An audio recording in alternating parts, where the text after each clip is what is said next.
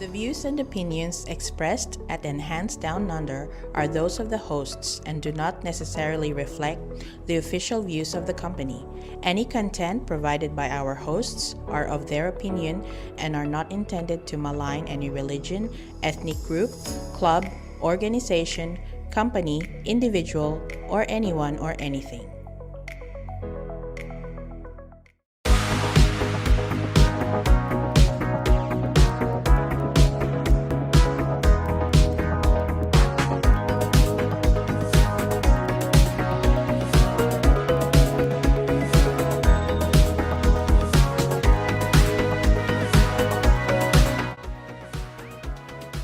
Hello everyone, welcome to Enhanced Down Under. This is the official podcast of Enhanced NT. My name is Carol and I am a registered migration agent.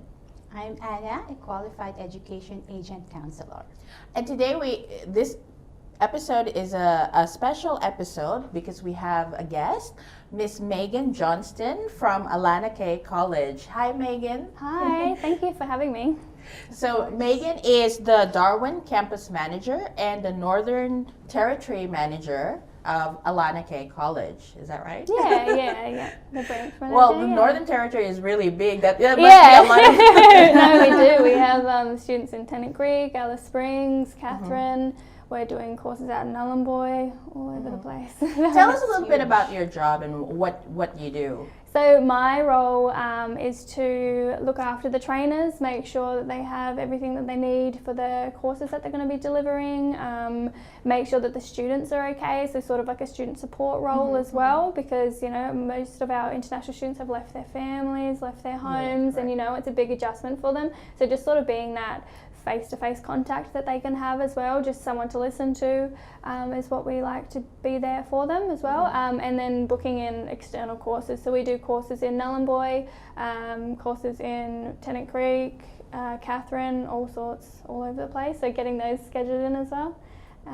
And as we were talking about earlier before the shoot, Alana Kaye also accepts both international and domestic students. Yeah. So we do have quite the large domestic cohort at the moment. So majority of our domestic students do study online, but we do have face-to-face classes for the training and assessment, Certificate 4, and the Certificate 2 in Security Operations, which are both very popular courses to do face-to-face, and we run the classes in the campus in Darwin. Yeah, I would like to know more about the security courses, but first, Anna, did you want to ask Megan about? I've had the chance to visit your campus, which is just a few blocks away from here. Yeah. So can you tell us more about the courses that Alana Kaye offers in Darwin? Yeah, definitely. So we have I'll start with early childhood. So we have the Certificate 3 and then the diploma. So the Certificate 3 is an entry pathway into the diploma course. So we run that face-to-face with our international students on a Monday, Tuesday and a Thursday, and then we also do the face-to-face classes on a Saturday for domestic students who can't make it during the week. So we've also done a study class every second Saturday to cater for them as well. And then we have individual support, ageing support and community service in our health sector, as well as allied health, which is growing. It's new and it's growing, which is good. We have business qualifications, so we have Certificate 3, 4 and Diploma of Business, Diploma of Leadership Management, Advanced Diploma of Leadership Management, and the Graduate Diploma now, which is new and growing as well. And then we have Project Management. I think that's it. We have building. That's a lot. We do have building construction as well, which is new and growing. We're trying to keep up to date. Yeah, it's good. Yes. So we have 4. So what is this about? Well, it's the Certificate 4 in building construction. So there's 2 specializations that the students can choose from: site management or building. So we have 4 international students who are currently studying that course with us, which is really good. It helps them get jobs in the industry, which there is quite the market out there, which is good for them. We have one of our students as well. He moved over straight away from Fiji, doesn't have any family here, has started the course, and now he's got a job, which is great. So he's getting out in the industry, meeting people, which is good. Great. Yeah, that's a lot. And I also noticed from one of the Facebook posts of Alana Kaye that you are currently offering this ELICOS or English language Yes, course. yeah, we are. So we have started ELICOS. So we did start Alana Kaye English College, which we started in the Gold Coast campus last year. So that's kicked off, it's running. We have classes each week, which the numbers are growing, which is really good. And we're bringing that over to the Darwin campus. Started this year, and we have 2 students starting in April, which is really exciting. We've just also hired our ELICOS academic manager who's monitoring both campuses. So he's in charge of the Gold Coast ELICOS and the Darwin ELICOS. So his name is Bob, if anyone gets a chance to meet him. Yeah, so it's going really well. Numbers are picking up, and I'm really excited for it to start in Darwin. That's So how many wonderful. campuses are there in total? 2. So we have the one in Darwin and then the one in Gold Coast, Southport. Okay. And I asked you earlier if which campus has more students. Yeah, so at the Between the two. moment, the Darwin campus does have more students, but I think that's more because we've been around for longer. But I do believe... Don't you think Darwin is a better Yeah, yeah. study I do love destination? Darwin, Which is the yeah. bigger campus? The Gold Coast campus is bigger in size. Ah, I see. Yeah. And just curious, with the many programs or courses that Alana Kaye offers, which is the most in demand for international students? In The most Darwin. popular? Yeah, in Darwin we do get more international students in our Darwin campus. All right. But which course Which would you course? say is the most popular? The childcare at the moment, childcare and individual support. So the Certificate 3 in childcare, we currently have 2 Certificate 3 courses running, about 40 or 50 students in international in Darwin, and then our diploma we have 32. So this Yeah. is related to childcare. Yeah, these are childcare. Yeah, Wow. Certificate 3 in early childhood, and then the diploma in early childhood, and then individual support. We have again 2 classes running. Numbers are growing each intake, so we have 4 intakes a year, and the numbers are getting really Well, big. you know, I was telling Anna before in a previous podcast that, you know, the courses from Alana Kaye are really so helpful in the to Australian economy because, like, you know, childcare, like once the student graduates or completes their studies with Alana Kaye, then they can go on to apply in daycare or childcare centers, and you know the turnover rate with childcare educators is really so fast. So I was remember in our Yes, previous you podcast, I was mentioned like, that you know, before. the students that you accept and the courses that you do is so important because, you know, I have kids in childcare. Yeah, definitely. We do look for where the skills needs are and what, you know, who needs more employees. So that's kind of how we have a look at what courses we need to actually have a look and put more effort into, and, you know, get them on scope and whatnot. So childcare and individual support as well, because So I'm just wondering also, while we're on that topic, if any of the childcare centers here actually tap into Alana Kaye and ask if you know, definitely we for we- part-time workers. Definitely, all of our international students have jobs in the childcare sector, so they're all employed, and they do come to us, and some of them we've had 3 actually who started in January, and they were already working. They already had jobs lined up before they came over to us, and then the rest of them we have contacts with. Different childcare agencies that we can refer our students to as well. So it's the childcare centers who actually Yeah, approach they you do and approach us. ask- Yeah, Oh, so we cool. do.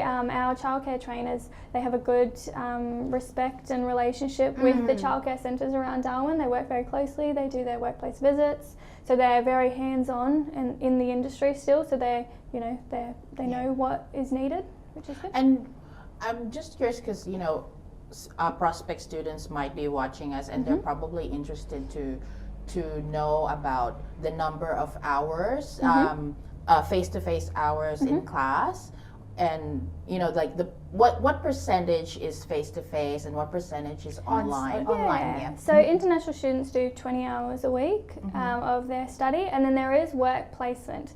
So with our early childhood students, they do their work placement during the course. And then with our individual support, aging support, community service, we have a block at the end of their course for them to do placement. However, if they do want to do it earlier so they can get in the industry and sort of get that hands-on experience, more than happy for that to happen. We have a work placement coordinator who organises everyone's placement. So one less thing for the students to stress about and worry about. So they just come to our workplace coordinator, let her know where they're living, so so they can get to placement on time, and then what they're interested in. Because we have quite a large group of places that they could go to. So just wherever they're interested in, they might want to do more hands-on activity, more in the home care sort of type of things as well. I mean, the purpose of the work placement is so that they actually get practical experience and not just theoretical, right? So, and industry placement is already available for international students. That's wonderful. So does that mean like they can choose who to work for, or does Alana Kaye also suggest? We start off with where they want to go, and then from there we can you can suggest. We might think, oh, this is better for your availability, or this is better for what you've told me, like what you're interested in. We might suggest that you go here instead. What outcomes they want from it. Like they might want a job at the end of it, so we can refer them to somewhere that we know is hiring at the moment. So we have that discussion first before we put them into a placement, so that they enjoy it, because we want them to, the main thing is that they enjoy it and that they learn from it, as well as completing their hours. So generally speaking, when you study at Alana Kaye, you would be studying 20 hours per week. That's already full time. Yeah, That's already full-time for the study. international students, they have to do the 20 hours a week. But is that 20 hours of face-to-face? Is it a combination of face-to-face and online? It's a combination. So it's a combination of face-to-face, independent learning, online learning, and then their placement as well. We have set it up so our all of our resources are available online on an online portal, so that they have access to their trainers at all times. So even when they're not in class, if they have a question, jump on, message their trainer, and then it's a lot easier for us to track where they're up to. If they need help, they just give us a call. We can jump on their portal and help them straight away, because if they were to do it hard copy, we'd have to wait until we see them again. Correct. So we've made it very online, interactive, and because it's more accessible that way. So much more accessible. It's helped a lot. So we've started this online platform, it's been going for almost 2 years now, and it's really helped. It's really good. So that's for childcare, and I know that you also offer aged care and disability courses. In fact, I know that like you were originally offering community work courses when I first heard about Alana Kaye. We still have it was just like the first 3, isn't it? Yeah, definitely. We still have the Diploma of Community Service. That's still very popular. So that's also one of the packages. So students do individual support, and then they'll do community service as well, which is really good. But all with the placements all the same. They come to our workplace coordinator, get to meet her. She'll see what is suited for them, and then she'll organise their placement. So it's one less thing for them to stress about, one less thing that they have to worry about whilst they're here and learning. So they can just choose the date they want to start and then go from there. Yeah, I actually already have like 3 clients who started out as students, and they studied at Alana Kaye with the community courses, and now after completion of their studies, they've now gone on to work with nonprofit organizations. One of them works in a remote community. I forgot the name of the remote community, but so most of the students who complete the community course, they do move on to a nonprofit organization. Because usually the organizations providing disability services and aged care, they are usually nonprofit organizations. Yeah, definitely. And what about the other? Because those are the main 3, right? Childcare, aged care, and disability. And then you've added so much. Yeah, we do. That means quite a lot. We still have all of our business and project management and leadership management, which are all really popular as well. With those ones, there's no workplace component, but we've brought in with our trainers, so they sort of make their face-to-face lessons, they try and make them as related to industry as they can. So they will start the session with the students doing presentations to the other students in the class. So they will give them all that experience whilst they're in class. They would often do how they would do meetings, how they would deal with like conflict in the workplace. They bring it all into the simulated environment in the classroom so that they're not losing any of that experience whilst they're learning all the theory, which is really good. Good, yeah. And what about, tell us more about this security course. Like, it really piqued my interest. Yeah, 'cause so I think Alana Kaye is the only Yeah. college That's providing doing this course. face-to-face, At yeah. first, I asked you, when you said security, do you mean like IT security? Can you clarify? Yeah, no, it's for security officers, so they have to do their certificate 2 in security with us, and then they'll go on to get their security license. So when they do the security course with us, we do it face to face, and they within the face to face they do all their 3 components, all their practical components. So it's an intensive block. They come in, they do everything, and then when they get their certificate, they can go and apply for their license. It's a very popular course for both domestic and international students. We had about 44 people on our wait list for the last one, which is really good. On the wait list, yeah, because as soon as we put a course up, it fills straight away. So we've contacted everyone last week to say, hey, we have dates for April, and the phone's been blowing up since. Wow. But it's a very popular And course. how long is this course? So the course it is an intensive block, so it goes for between 5 to 10 days, depending on the trainer, depending on the cohort as well. If there's a small cohort of students, the duration will be less, but if it's a larger cohort, we'll deliver it over a longer period of time. So because it's certificate 2, Yeah, right? and there's And then do you offer certificate 3? They can move up? no, we only have the certificate 2 at the moment, but they do their first aid certificate with us as well, so that's one of the units they need to do. So we do that in the campus as well.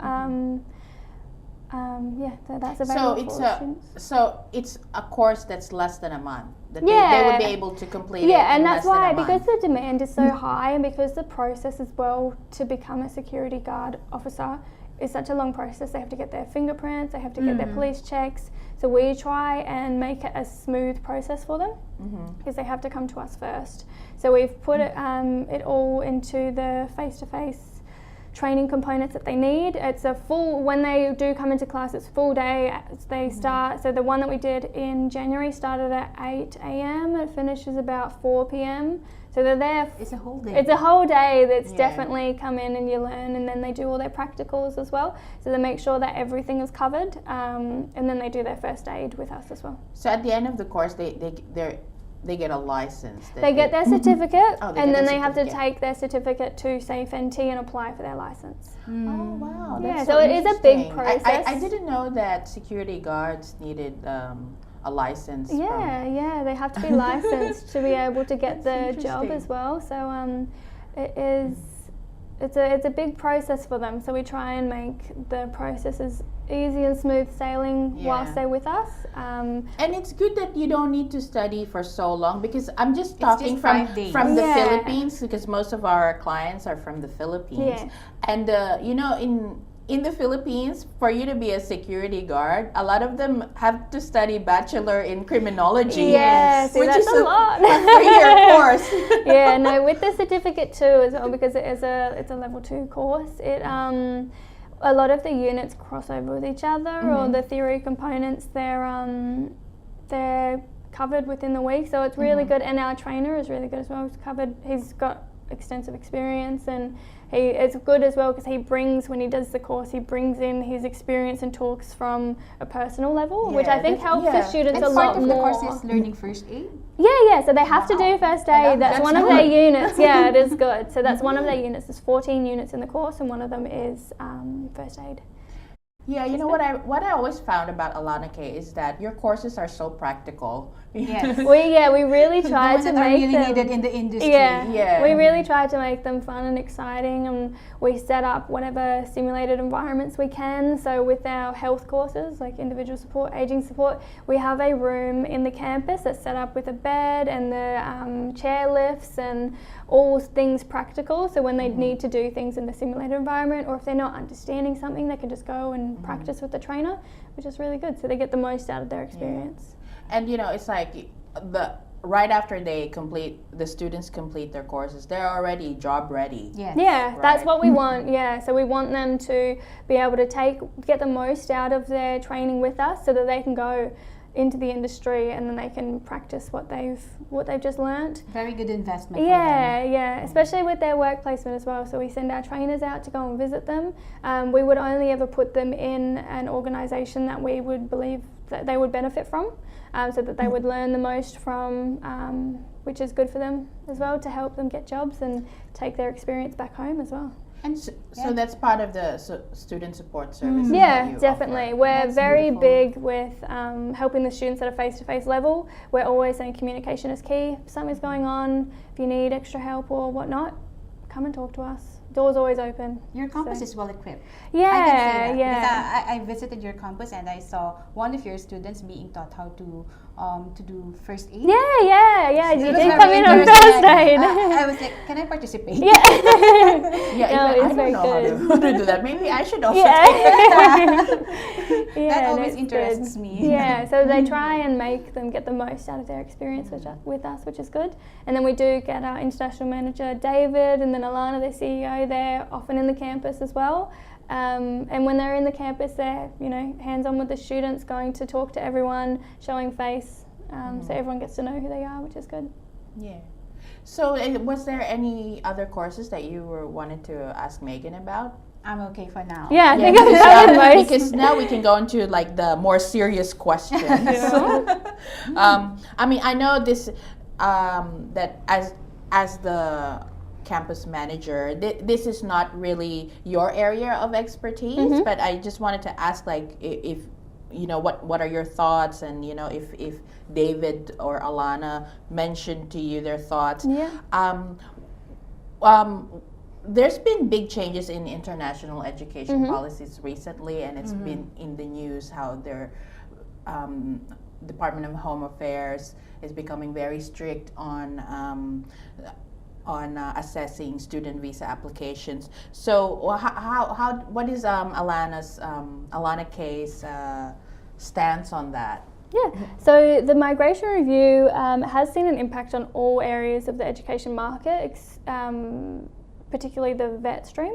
Yeah. There has been a significant increase in student visa refusals from our vet applicants, and we have seen that a lot in the January intake. It was smaller than normal. Normally January is our largest intake, and it was significantly smaller this term. Not due, like we've had that many people apply, but their visas are just getting refused. There's a notable backlog on applicants waiting to be processed, particularly the Filipino applicants. Some people wait 3 to 4 months to hear back if their visa is going to be approved or not as well, which That's quite a long way. it is quite a long way. We have a few applicants who sit on our register pending for a very long time that they have to go into the next intake as well, and then even then it's not guaranteed that their visas are going to be I mean, it's good that we approved. talk about this because we want to set the right Yeah. expectation. Definitely. I mean, it's all well and good, to study here. It's beautiful, but we really need to set the right expectation with our students. Yeah, right? definitely. We're always striving to anticipate the change of the migration review, as well as advertise for a significant period of time on our courses and our intakes. The migration review isn't unexpected. We've refocused in relation to our intended market, and we've adjusted our course offerings, which is why we're bringing in ELICOS as well. So that's why. Yeah, it's coming over to Darwin, which we're really excited about for that to start in April. It has started now. Our students will be starting in April. There's going to be less international students coming into the country, which is it's a bit sad, but the market is still good. We're still looking for genuine students, and we're still recruiting students. We won't stop. So we're still open to take on the applicants, and then wait for those who will get their visas approved. So still looking for students and still accepting students and recruiting students. Yeah, I mean, and like I said before in our previous podcast, I mean, as long as you're a genuine student, you don't have anything to worry about. Yeah. Yes. And I do know for a fact that Alana Kaye has a very rigid screening as well. I mean, we screen the students when they come to us, but I know that Alana takes that extra step. Yes, yes. And you know, we even have one of your top executives, David, review the GTEs. That's Yeah, very which is rare, and we really appreciate it. Yeah, because there's he another does. person helping us on that. Yeah, I mean, more brains are better than one, right? Yeah, David is very involved in the application process, which is really good, and he has good advice and good feedback for some applicants that come through as well. So you pretty much, I mean, the following questions I have here, you pretty much tackled it already. I mean, this is Anna's questions, actually. So you can go ahead and continue with the rest of the questions. All right. So, like, do you also collaborate with other institutions and like to enhance the educational experience of international students? Yeah, we do. We collaborate with Study NT. We do scholarships through Study NT as well, and bring them to our orientations, and always advertise whatever events that they are they have going on, so our students can attend. Yeah, Study NT is actually a government initiated program, isn't it? Yeah, like it's initiated by NT government. So I know that they've been to the Study NT has been to the Philippines before. It's usually like we visited them just a few days ago at their offices at the Development House on Esplanade. So it's the same people who are from Migration NT. All right. Says Study NT. I get And you did mention to me earlier that Alana and David would be traveling with Study NT. So David he's going to Vietnam with them for that, and then Alana is going to Sri Lanka for our new transnational program that we're currently collaborating with the education providers and the health sectors over there to get some students. It's a pilot program at the moment to get them qualified in the Certificate 4 in Aging Support, which is really good. So so they're both leaving tomorrow, I believe, for their trips. Great. And when are you going to overseas? Hopefully soon. I hope Alana's listening. Alana, please take Megan to Manila. I would love to go over there. It would be good. Yeah, that would be great. So Anna, do you have any more questions for All right. Megan? So, other than the support services that you mentioned for students, what else do you offer for them? I'm particularly interested with this scholarship. So with the support services within Alana Kaye, we have a designated point of contact staff in both campuses. So like I mentioned before, so we have the workplace support services, we have the campus managers who are very hands-on with the students to get to know them on a more personal basis so that they want to come and talk to us if they're having any issues or if they need any help. And this is for all students, domestic and international, and we also have apprentices as well, which we help out. We pride ourselves on knowing our students, what they want, and to make them feel comfortable in approaching us about anything, whether it's good or bad. We're here to help.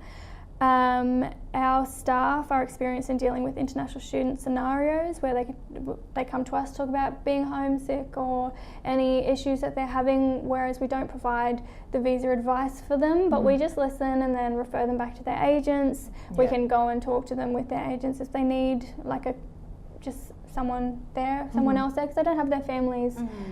So to have someone with them is always good. So we pride ourselves on being there to help them. We believe that we can assist with most scenarios in the campus. If not, we have strong connections with external stakeholders, and we're more than happy to put our students in touch with them. Any other services that are available in the NT that they can reach out to.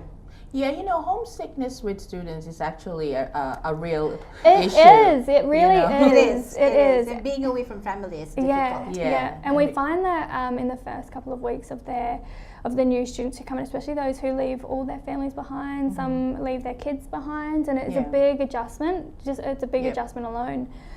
So we just really try the first few weeks of the term to be there for our new students until they've met friends, and they always meet friends in their class, and then they grow, and then they get to experience ENT and start enjoying it, which is really good. Yeah. But we're always there to help them. We always check in with them regularly to see how they're going, if they made friends, if they got jobs, do they need any help.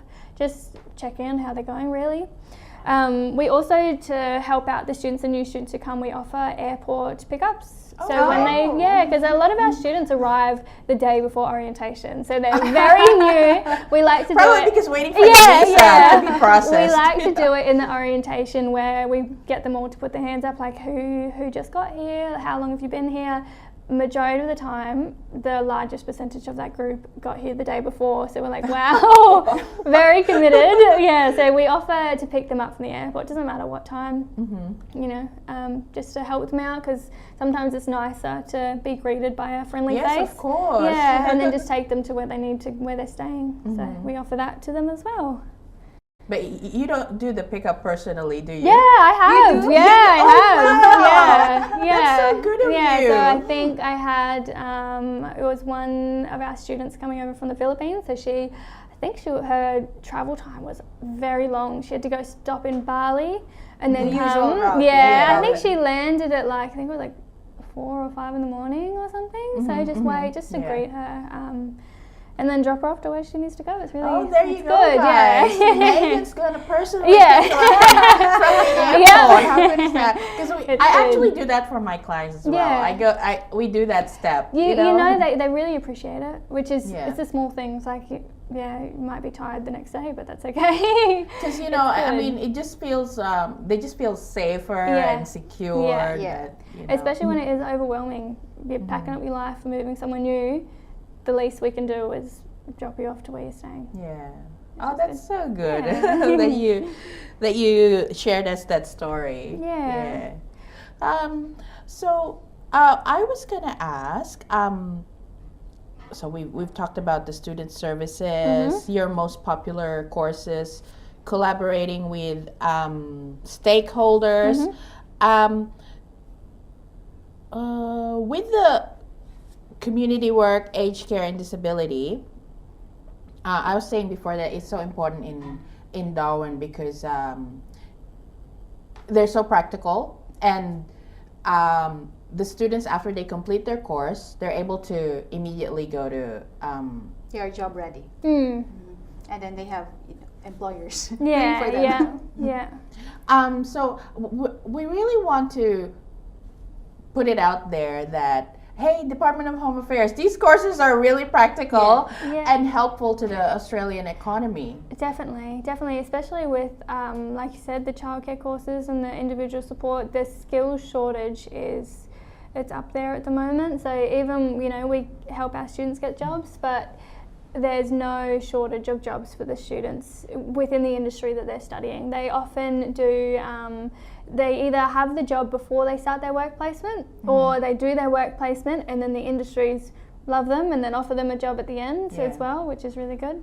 And can I just say that, I mean, being a child care educator is not an easy job at all. And It's a huge hard responsibility. work. Actually. Yeah, it is, especially when you have some of them. I'm not too sure what the ratio is, but you're in charge of all of these young people, and if you've been around young people, they have a mind of their own. They do their own things. They're trying to pay attention and watch them all. It's a big job. It's a big responsibility, and we do teach that to our students before they enter the workplace. Teach them the patience. Yeah, they need patience. Yeah, so they character, do. They need to be difficult. like. It's a yeah. I mean, I don't know what I would do with my kid if I didn't have daycare. Yeah, definitely. So hopefully we'll get more applicants. Yeah, We'll get more people. Trying the childcare courses. It's fun. We've had quite a few more male applicants into the course as well, which is really good. It's really good. I think we have about 3 or 4 of international students, and they're loving it and they're doing really well. They all have jobs in the industry. It's going really great. It's so really what is awesome. normally the profile of the students for childcare? And we'll just focus for now on the 3 main courses, the childcare, aged care, and disability care. Because I know for a fact that in the students that I was able to recruit for Alana Kaye, they're usually nurses. But aside from that, like, what is usually the main thing with their applications as well is they need to be doing relevant, sort of similar roles back home to be able to be accepted into the roles. Yeah, they have to do similar sort of roles, so they can't be like a chef and then want to come over and be a childcare worker. That's a huge shift. That's so common sense. They have to do something that is similar to what they want to do here. Other things that we look for in the application is just their age, if they have any dependents at home. Do you have any age limit? We don't have an age limit per se. They just have to be older than 18. So we don't have an age limit on any applications. And like we said, if they're a genuine application, we want them to come through. So we have no age limit. If they have dependents at home, that doesn't put any red flags or anything. We just need to know. Yeah. So I mean, even with from the legal point of view, when you look at the visa regulations, there really is no age limit for students. But although in reality, the profile of the students tend to be between 18 and 30 in reality. But technically, even if you're older than 30, as long as you can satisfy us that you're a genuine student, I mean, there's no stopping you from applying for a student visa. Yeah, that's sort of where we're at. We're between 18 and 25. There's not really any issues if you're older than 25. If you're a genuine applicant, it's you can go. We're still looking for you. And again, even though you're 20 in your 20s, it doesn't guarantee that you will get a visa. Yeah, exactly. That's not a given. So it's not a given, correct. And we still look at everything, at all of the circumstances as a whole, to determine that you're a genuine student. Yeah, we do have quite the range of students and their ages as well, but they all mingle well together. It's really good having some of the younger students with some of the older students, and they get to share their experiences and be friends in the campus, which is really good. It's really good to see. Can you tell us a little bit about the diversity of your students? I mean, where are they coming from? So a lot of our students are from the Philippines. We have quite the large we've got quite the large Filipino cohort. We have students from India, Africa. We have students from, we used to have quite a large number of students from Nepal as well. So all over really. Fiji, we have a lot of students from Fiji recently, which is really good to see. They're always good to have around. But majority of our students are from the Filipino community. So there you go, guys. If you're from the Philippines, you're not gonna feel not left out or out of place. You'll feel right at home. Yeah, and they're Alana Kaye. Yeah, they're all in all different courses as well. So it's not just in the one course. We have a large Filipino community within all the courses, and they're all friends. They all mingle at lunchtime. Lunchtime hours is the same time for every class, so they get to meet, make friends, and just remember to speak English. English is the national language here in Australia. So speaking of English, do you have this requirement for English proficiency level? So they do have to meet the IELTS test level on their application. I'm not 100% sure what that is at the moment. It depends on which course you're applying for. Yeah, it depends on what course and where you're coming from as well. But no, they do have to meet that on their application and provide evidence of that. And remember to choose Darwin as your study destination. But of course, I mean, if you have relatives in Gold Coast. Well, even with our campus in Darwin as well. So we have the campus in Darwin, we have the campus in the Gold Coast. You could come and study with us at Darwin, and if something happens, there's a shift and you need to go to the Gold Coast, we allow our students to transfer from the Darwin to the Gold Coast. No issue at all. We advertise that for our students because we're the same in both campuses. It's just what the different locations can offer you. But so it's very flexible. All the courses you have in Darwin is we exactly have in the Gold same. Coast. They run on the same days. So we try and mirror our timetables. So in case a student was to transfer, it wouldn't impact them at all. They would pick up where they left off in the Gold Coast campus, or vice versa. If any students from the Gold Coast want to come to Darwin, it would be a very easy transition. That's a very good Yeah, strategy. yeah, Yeah, good flexibility Yeah. for students and everything. yeah, so. definitely. So is there anything else you wanted to ask Megan? None from me, and I'm very, very happy that we have you here finally. Yeah, thank you. Thank you for having Thank me. you for coming, and we invite you to, if you have time, to drop by for our Darwin Learning Expo. Yep, That is definitely. happening next week. Yeah, yeah, I'd love Yeah, to be well, there. and we can hang out. Yeah, definitely. I know. Yeah, you have to teach me about that volleyball. Yeah, I will do. Because Yeah, Megan You have told to me come along. before that she's quite the athlete. Yes. Into volleyball and football. Touch football, yeah, not Touch tackle. football. Yeah. So there we go. Do you have any final message for our prospect students who might be interested? Yeah, well, if anyone is interested, like I was saying, we're very open to speak to anyone. So just drop in on the campus. We're open 8 a.m. until 5 p.m. Monday to Thursday, and we close at 2 on a Friday. But walk in, come and have a chat, and we're always welcome to talk to you. There you go. Isn't that great that there is a person that you can talk to. you know who she is now. Look for Megan. Yeah, look for me. Megan, or look for me, or look for Anna. So if you have any questions, just put it in the comments below. We are located at 590 Mitchell Street, Darwin. So that's Enhanced NT. You can email us at skills@enhancednt.com.au. And we also have a phone number, 0879792352. Please like, subscribe, and share on our social media platforms. So you can follow us on YouTube, Facebook, LinkedIn, and Spotify. Thank you for joining us on this video podcast. Thank you for having me. All right, so whether you're an international student aspiring to study abroad or a professional looking to work in Australia, it is essential to seek professional advice, stay informed, and embrace the opportunities that migration brings. Here at Enhanced Down Under, we will help you choose the right path for your career goals. Up until next time.